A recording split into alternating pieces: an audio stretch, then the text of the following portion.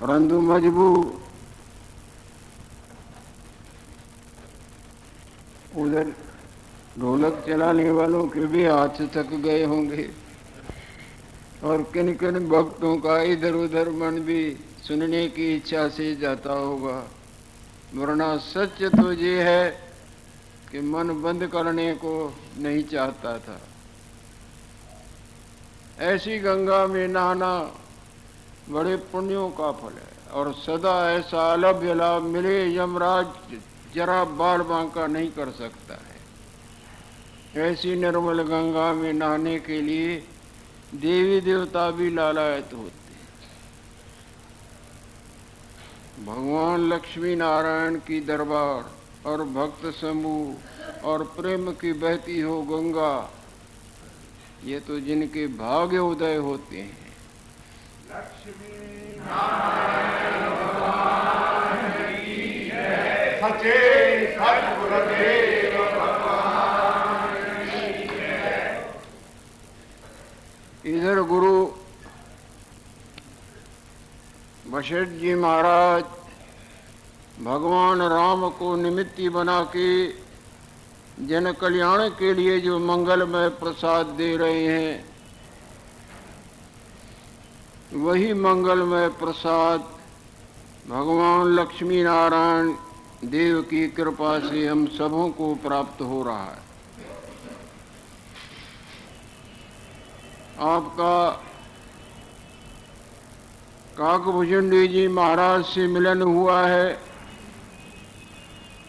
और काकभुजंडी जी महाराज ने किस तरह से मधुर वचनों से गुरुदेव का स्वागत किया है और आने का कारण पूछा है और इतना भी बताया है कि हे मुनीश्वर, आपके चरणों की कृपा से मैं सब जानता हूँ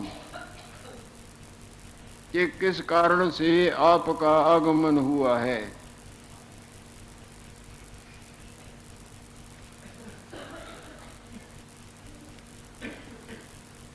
यह तुम्हारे चरण के प्रताप से करके मैं जानता हूँ, परंतु आप जो हमारे यहाँ आए हैं महान मूर्ति, आपके वचनों रूपी अमृत का मैं सेवन करना चाहता हूँ कि आपके मुख से जो निकलेगा वो अलौकिक अमृत होगा और वो मेरे को कृतार्थ कर देगा।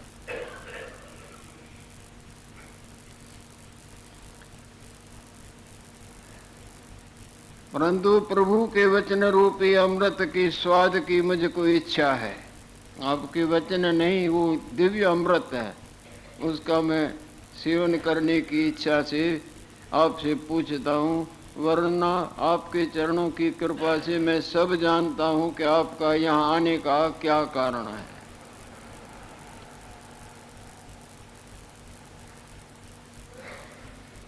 गुरुदेव सुना रहे हैं राम जी को। राम जी, इस प्रकार चिरंजीवी जो भुजंडी जी महाराज हैं,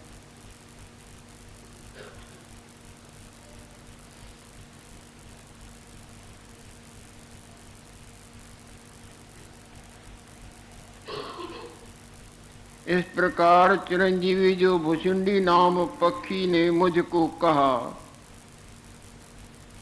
तब मैं उनके प्रति कहने लगा।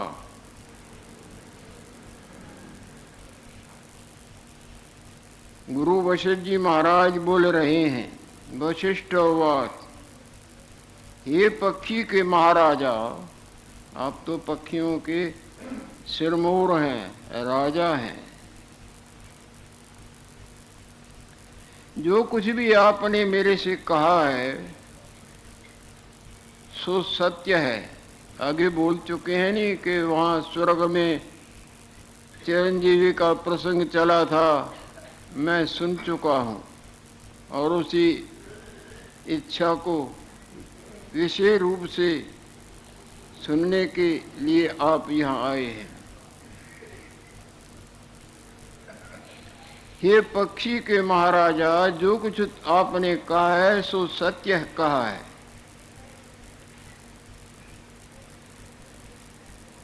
बढ़ाई देने से आप बड़ाई में भूल नहीं जाते हैं। क्षुद्र प्राणी बड़ाई में भूल जाते हैं। जो गंभीर विशेष वास्तु होते हैं वो नम्रता को नहीं छोड़ते।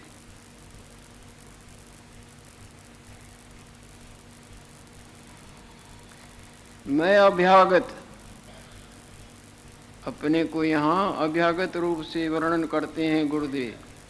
मैं अभ्यागत आपके आश्रम में इस निमित्त आया हूँ,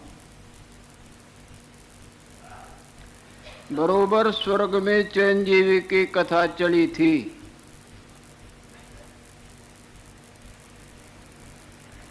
तो मैं आपको देख रहा हूँ, आप हमको बहुत शीतल चित्त दिख रहे हो। आपके चित्त में कोई प्रकार का क्षोभ नहीं दिख रहा है। शांति, शीतलता, अंतर्मुखता, ये बड़े पुण्यों का फल है।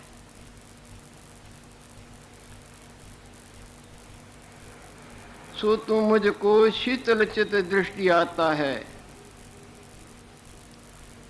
और बहुत समझदार है, कुशल मूर्ति है। उठक बैठक, बोलना चालना, कितना सुंदर ऊपर वर्णन किया है। आगतस्य ही आदरम सारम, जैसा प्रसंग हो, जैसी मूर्ति हो वैसा आदर। किस तरह मधुर वचनों से स्वयं उठ के आदर किया है। आप कुशल मूर्ति हैं और मेरे को दिख रहा है कि आप संसार रूपी जाल से मुक्त हो चुके हैं। संसार के जाल में सब फंसे हैं। जिस तरह सपने वाले सब मैं के जाल में फंसे रहते हैं और जागृत उस मैं से छूटा हुआ होता है, इसी तरह इस माया जाल के मैं में सब उलझे हुए हैं। और जागृत जो है नी, ज्ञानवान, जिसको वास्तवताई का बोध हुआ है, वो इस मैं को अपने हृदय में जगह ऐसे नहीं देता जिस तरह अक्लमंद एक्टर पाठ वाली मैं को अपने हृदय में जगह नहीं देता।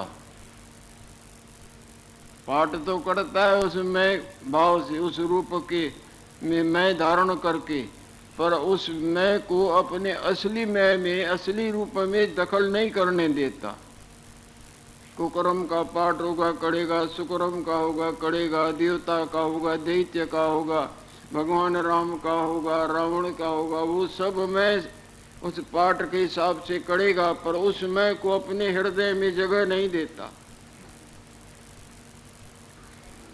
जैसे आप जब जगते हैं तो सपने वाली मैं को, उसमें मैं में आपको दूसरा रूप अपना दिखता था, परिवार, सुख दुख, पर जगने पर उस मैं को अपने आप में जगह देते हैं। इसी तरह आप हमको संसार माया जाल से मुक्त दिख रहे हैं। बैठे तो हैं, रूप भी दिखता है, नाम भी दिखता है, क्रियाएं भी दिखती हैं, पर ये मैं आपके हृदय में जगह नहीं पा सकी है। जब तक ये मैं है तब तक संसार का बंधन, जो जन्म मरण कहें, रूप रूपांतरों की अदला बदली, ये पिंड नहीं छोड़ती। और ये मैं वास्तव है भी नहीं। जैसे जब तक सपने वाली मैं होती है तब तक सपने वाली मामलों से छुटकारा होता है। मेरा तेरा, भला बुरा, लेना देना, मैं तू, और वो मैं वस्तु भी नहीं, जिसका नाम है माया। वो मैं ही तो माया है ना, मैं और मोड़ तोड़ यह माया। और ये मैं अपने आप में है नहीं। जब तक इसको ग्रहण किए हुए हैं, अपने आप में अध्यारोप किए हुए हैं, तब तक तो जागृत का भी दिखता है, स्वप्ने का भी दिखता है इत्यादि। गाढ़ निद्रा में जहाँ मैं दब जाती है, न ये हमको दिखता है, न स्वप्ने का दिखता है, न मैं हूँ न मेरा है। तो बाकी क्या है? बाकी आनंद ही आनंद है। आनंद ही ब्रह्म, ब्रह्म का रूप ही आनंद है। ये आनंद नहीं जो हम भोगों से चखते, सुनते, मलते, धोते,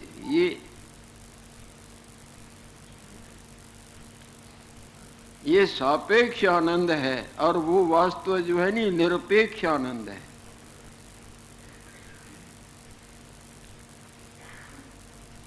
ये नेत्रों के जरिए, भोगों के जरिए, कानों के जरिए, शब्दों के जरिए, रसों के जरिए, जिह्वा के जरिए, किसी के जरिए से भुगतान होता है, पर वो रियल आनंद जरिया नहीं मांगता, वो तो आप ही आप है, केवल आनंद स्वरूप है। जिस तरह हवा के जरिए से कई बुदबुदों पानी के रूप नजर आते हैं, पर असली रूप में वो जड़िया कुछ नहीं होता, असली तो केवल पानी है।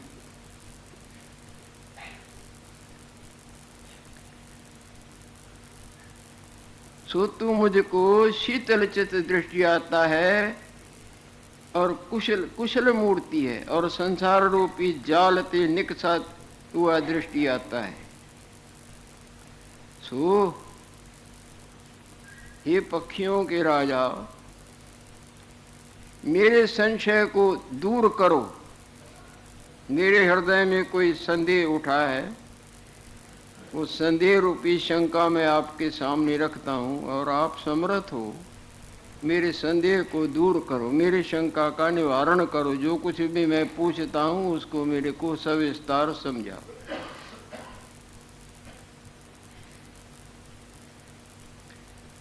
वो ये है कि किस समय आपका जन्म हुआ था।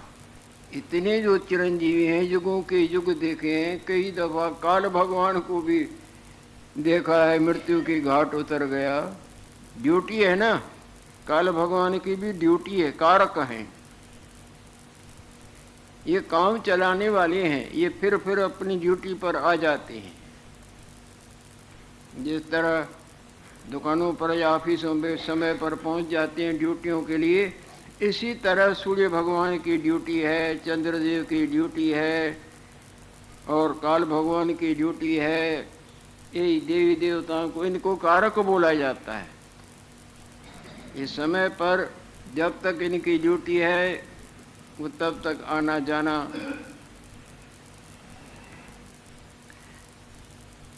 मेरे संशय को दूर करो कि किस काल के तू जन्मा है,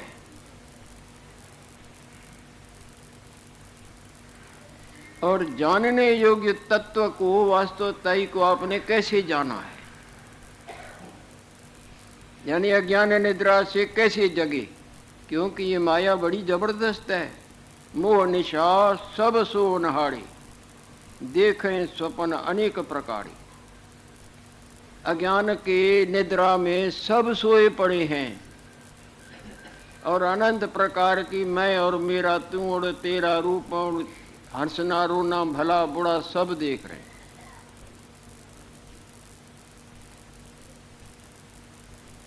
आप ज्ञात ज्ञेय कैसे हुए हैं, और आपकी आयु कितनी है, ये पूछ रहे हैं गुरुदेव।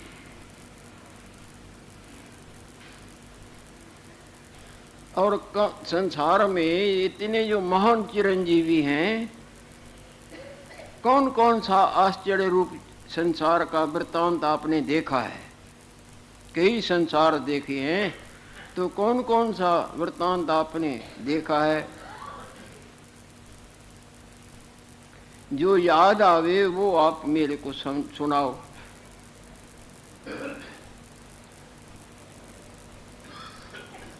कौन कौन वृत्तांत तेरा देखा हुआ स्मरण में है, और किस कारण तहाँ निवास किया। यहाँ किस लिए आपका निवास हो रहा है, अथवा उन्होंने चरित्रों को देखने में कैसे कैसे कहाँ कैसे आपका निवास हुआ, किस कारण तहाँ निवास किया है। ये तो रहे प्रश्न। अब भूषण जी महाराज गुरुदेव के प्रश्नों का उत्तर दे रहे हैं। भूषण रोवाज ये मुनीश्वर, जो कुछ भी आपने हमारे से पूछा है वो मैं सब सुनाता हूं, और धीरे धीरे सब विस्तार से सुनाऊंगा। शनै शनै आप भले प्रेम से सुनो।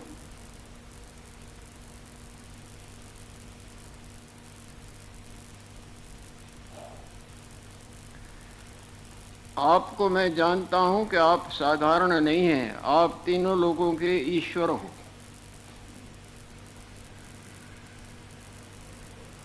तुम जो हो सो साक्षात प्रभु त्रिलोकी के पूज्य हो। तीनों लोगों करके आप आदरणीय पूजनीय हैं। भगवान जिसको कहते हैं वो पूजते हैं, तो औरों की बात क्या है। आप महान मूर्ति हो, त्रिलोकी के पूज्य हो, और आप ऐसे नहीं कि नहीं जानते हैं, आप त्रिकालदर्शी हैं, सब जानते हैं। आप त्रिकालदर्शी हो, परंतु फिर भी जो कुछ आपने मेरे को आज्ञा की है सो आज्ञा बड़ों की मानने योग्य होती है, सो मेरे को वो शिरोधार्य है।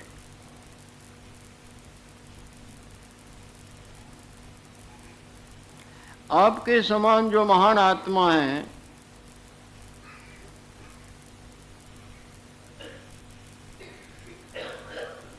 वो सब प्रकार आदर सम्मान करने योग्य हैं।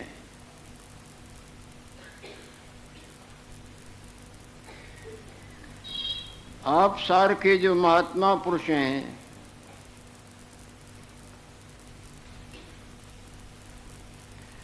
ऐसों के सामने जो कुछ भी अपने विखे हो कुछ कहना भला ही है।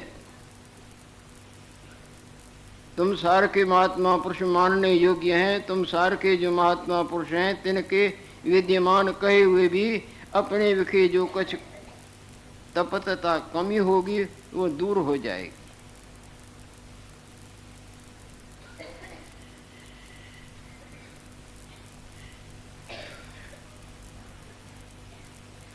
सूर्य नारायण उदय हुए हो, तपत हो रही हो, और यदि पास में बदल आ जाए तो तपत में कमी आ जाती है ना, तो कैसी अकल की बातें आपस में करते हैं। जैसे मेघ के आगे आए हुए सूर्य की तपतता मिट जाती है, तैसे आपके आगे कहने कर मेरी तपतता जो कुछ भी न्यूनता होगी वो सब निवृत्त हो जाएगी। सो मैं आपकी आज्ञा का पालन करके धीरे धीरे सब सुनाता। यहाँ अध्याय समाप्त हुआ है। निर्वाण प्रकरण योग वासिष्ठ के 6 प्रकरण हैं, उनमें 5 और हैं, और एक ये उन्हीं 5 के बरोबर है, जिसको उत्तरार्ध भी कहा जाए, योग वासिष्ठ का, और निर्वाण प्रकरण भी कहा जाता है। उसका 17वां अध्याय चल रहा है। भूषुंडी स्वरूप वर्णनम का इस अध्याय में काकभूषुंडी जी के रूप का वर्णन गुरुदेव कर रही हैं। राम भगवान को सुना रही हैं। मुक्ति के ऊपर पूछा था ना राम भगवान ने तो 2, एक योग मार्ग और एक ज्ञान मार्ग सुनाया था। तो अब योग मार्ग पर भी राम जी मैं आप तुमको सुनाता हूँ, उसी पर ये प्रसंग चला है।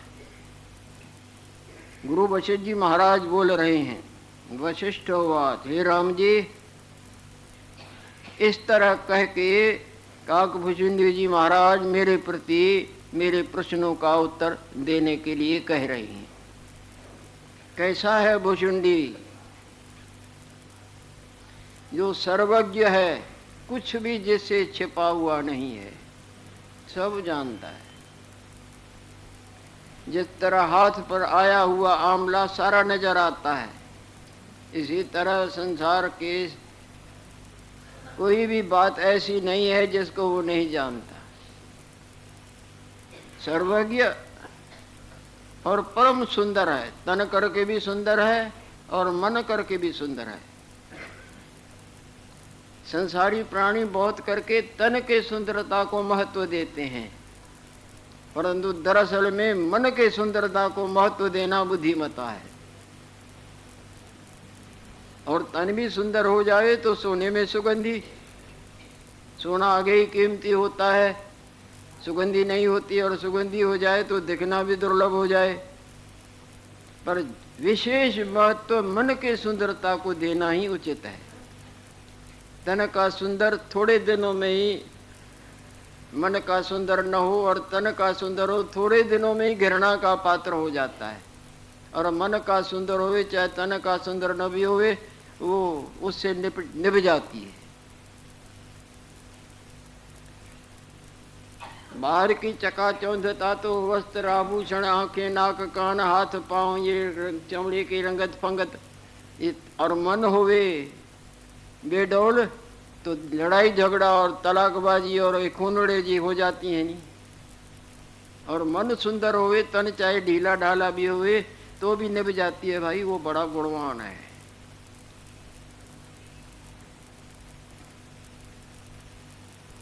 सर्वज्ञ और सुंदर और समता संयुक्त है, उसमें विषमता नहीं। विषमता माया का दोष है, और वो दोष ही नाच नचा भटकाता रहता है। विषमता के दोष से रहत समता की गंगा में नहा रहा है। सर्वज्ञ और सुंदर और समता संयुक्त है, सो स्निग्ध और गंभीर वाणी कर कहत भया। जिसकी वाणी बड़ी गंभीर है और मधुर है, प्रिय लगने वाली है, उस अपने मधुर और यथार्थ वाणी से वो मेरे प्रश्नों का उत्तर देने लगा।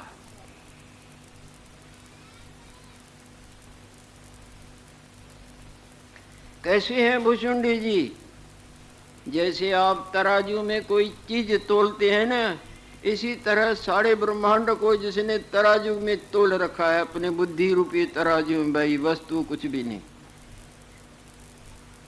जैसे आप जगते हैं तो सपने वाले अपने आप को और सपने के संसार को तोल देते हैं, नहीं भाई कुछ भी नहीं है। चाहे धन दौलत हो, चाहे लड़का लड़की हो, चाहे मैं तू हो, जो सब सत्य नजर आते हैं, पर वो जगा हुआ है नहीं। जब आप ही जग जाते हैं तो सपने के संसार को तोल देते हैं, नहीं, नथिंग, कुछ भी नहीं। इसी तरह वो परम जागृत है कि ये सब माया में जितनी भी लीला वस्तु कुछ नहीं। जिसने तरागी विखे ब्रह्मांड तोल छोड़ा है।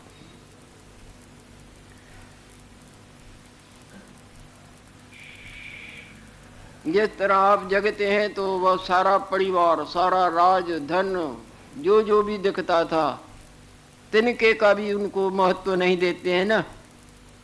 तिनके की तरह जैसे कचरा फेंक दें, कुछ भी नहीं। इसी तरह सारे संसार को, ब्रह्मांड को जिसने तिनके की तरह धर दिया है, वह कुछ भी नहीं है। और जगत जिसको तृण की न्याय तुच्छ भासता है, तिनकों की तरफ ध्यान दिया जाता है क्या? ये वो संसार की तरफ से बिल्कुल उपराम आनंद रूपताई में विराजमान है, कुछ भी नहीं है, थोड़ो ही।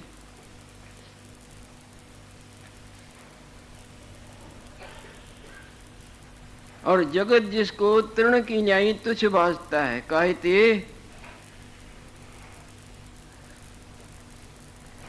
क्योंकि संसार की उत्पत्ति और विनाश कई दफा उसने देखा है।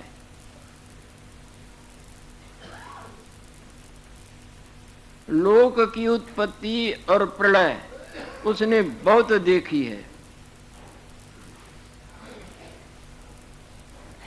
संसार के किसी भी प्राणी पदार्थ इत्यादि में जिसने रंचक मात्र भी अपने मन को नहीं अटकाया है। चित्त की वृत्ति किसी विखे लगाई नहीं कि ये सुख रूप है। जो कुछ भी आज तक आपने किया है या हमने किया है, किसी ने भी किया है, जब वस्तु, जब वो बात सुखरूप नजर आती है तब उलझते हैं ना उसमें, और सुखरूप नजर ना आवे तो ही मन फेर देंगे ना, कुछ भी नहीं। उसने देख लिया है कि ये सब कुछ भी नहीं है, जैसे जगा हुआ देखता है कि वो हम और तुम और हम कुछ नहीं। चलते चलते सिनेमा घर में जोरदार बाहर की बल्ब जग जाए तो आप ध्यान नहीं देते, नहीं कुछ नहीं, और नहीं तो अंधकार में बैठे हैं तो सब भाजते रहते हैं, मानते रहते हैं। वहां ही जब रोशनी जोरदार कर दें, है थोड़ा ही हृदय में जब ज्ञान का प्रकाश हो जाए, जिसके पीढ़ियों के पुण्य उदय हो जाते हैं, अपने पुण्यों की दाल नहीं गलती। जिस तरह गंगा माता जो भूतल पर आई है ना, केवल भगीरथ के बल से नहीं आई है, भगीरथ के बड़ों ने, दादाओं ने, परदादाओं ने जोरदार तपस्याएं की हैं, तब जाके गंगा माता आई है। इसी तरह ये हृदय में ज्ञान का प्रकाश, जिसके लिए दुनिया दीवानी हो रही है आनंद के लिए, और तिरके चाट के वो जीवन काटते हैं, वास्तव आनंद नहीं प्राप्त होता, मरे चले जाते हैं। फिर आनंद के लिए दूसरी कफनी पहनेंगे, फिर आंखों से कानों से ढूंढ के मरते हैं, आनंद जुग बीतते जाते हैं, आनंद नहीं।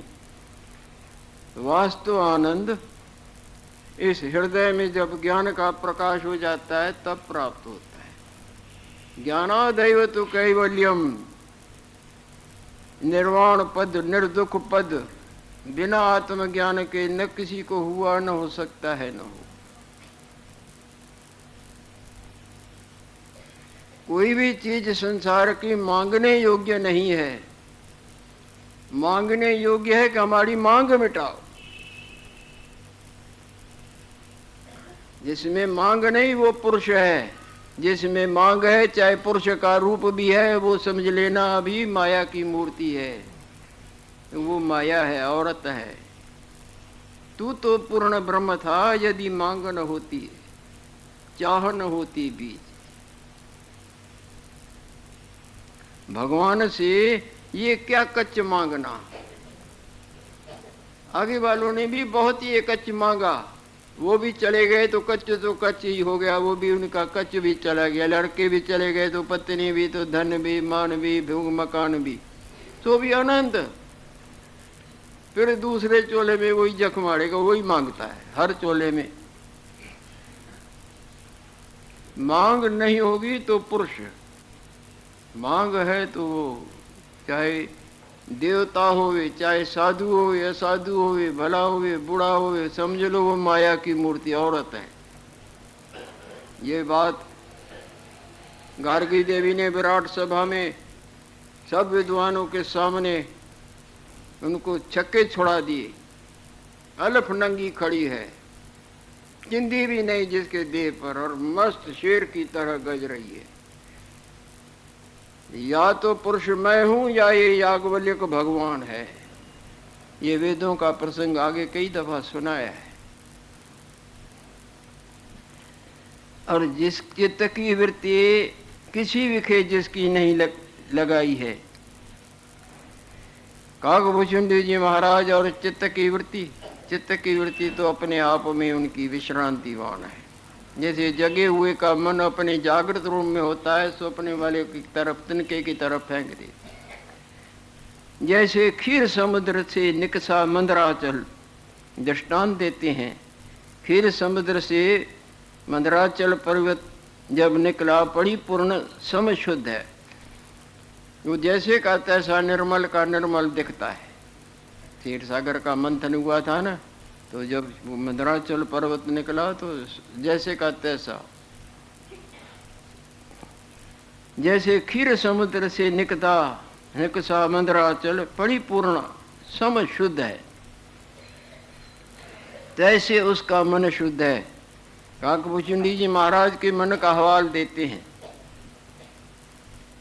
सदा निर्मल, कोई प्रकार की वासना या विकार रूपी जिसके मन में रंचक मात्र भी क्षोभ नहीं। तैसे उसका मन शुद्ध है।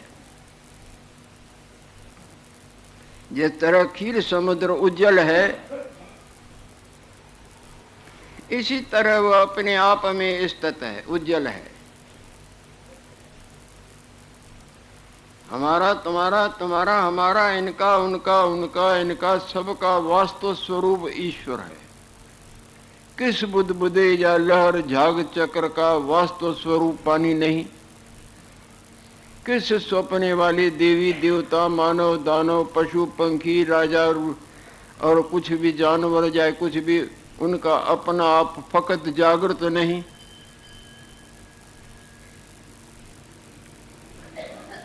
तैसे उसका मन शुद्ध है।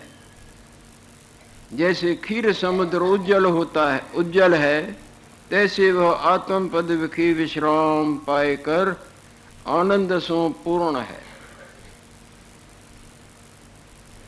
और जगत उत्पत्ति विनाश जिसने कई बार देखे हैं, ऐसे जो योगीश्वर, काकभूषणी महाराज महान योगीश्वर हैं, ऐसा योगीश्वर मुझको मधुर वचन, मधुर मीठे और उचित आगमवाणी कहत भया। जैसे वेद भगवान की वचन हो, इसी तरह उसके मुख से जो शब्द निकलते हैं, मानो वेद भगवान की वाणी उच्चारित होती। ये राम भगवान को गुरुदेव सुनाते हैं कि जब मैंने उनसे पूछा तो उसने कहा जैसी आपकी आज्ञा है मैं उसका परी प्रकार पालन करता हूँ। वो क्या कहता है, यह अध्याय समाप्त होता है। निर्वाण भूषणी स्वरूप वर्णनम नाम सप्तदश। आगे दूसरे अध्याय में सुनने की इच्छा करें।